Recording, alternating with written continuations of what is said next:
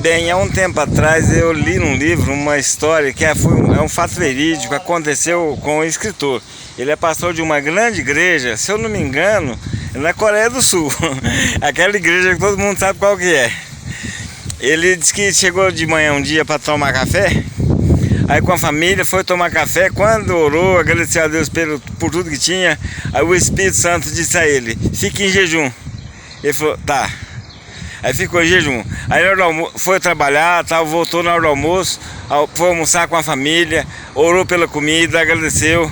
Quando foi comer, o Espírito Santo falou assim: continua em jejum. E ele continuou.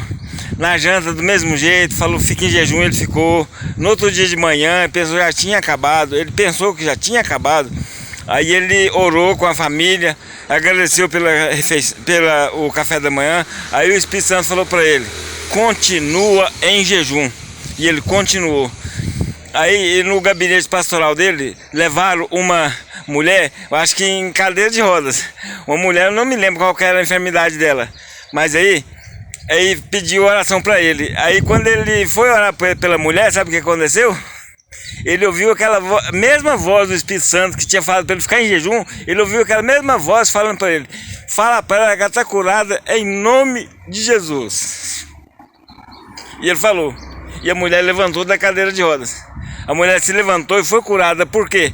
Porque a nossa função no reino de Deus é só obedecer. É só obedecer. Não tem muita coisa que fazer. Adorar o Senhor, amá-lo, estar com Ele, andar com Ele. Estar com Ele é o principal motivo da sua salvação, é estar com Jesus.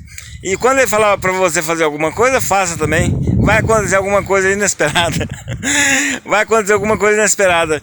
No caso de Pedro, por exemplo, que eles passaram a noite inteira, ele, Tiago e João, passaram a noite inteira pescando lá em Lucas 5, não pegou nenhum peixe. Aí Jesus chegou de manhã e falou assim: lança as redes do lado direito da barca. Aí lançaram e pegaram uma grande quantidade de peixe. Só obedeceu, mais nada. Então, para você, eu só falo mais nada.